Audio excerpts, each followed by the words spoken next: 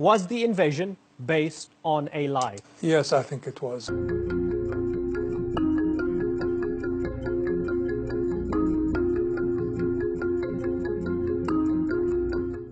15 years on, how will history judge the invasion of Iraq?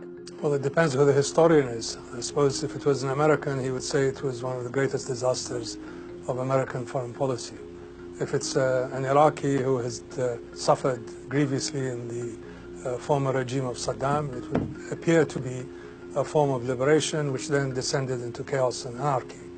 And if the writer is a former Arab nationalist or a person who thinks that Iraq has fallen under the sway of alien forces, then he would write it up as or she would write it up as an unmitigated disaster.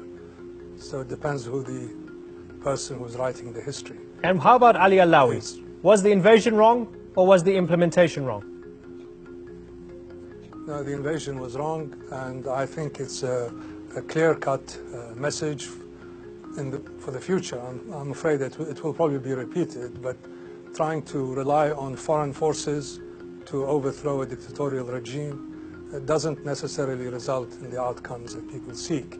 And if you look at the way in which events unfolded after 2003, for the majority, if not the vast majority of Iraq's people, the trade-off was between increased freedoms and living in a Hobbesian world of dog-eat-dog and of extreme violence and mayhem. Was the invasion based on a lie? Yes, I think it was. I mean, obviously, one of the main reason why the invasion took place was supposedly to do with weapons of mass destruction.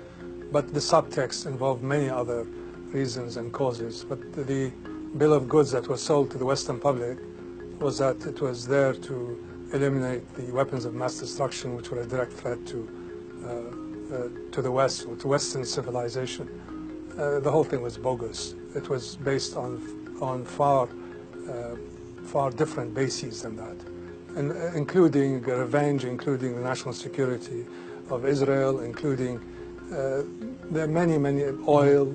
There are many other factors behind that, but certainly it wasn't anything to do with weapons of mass destruction.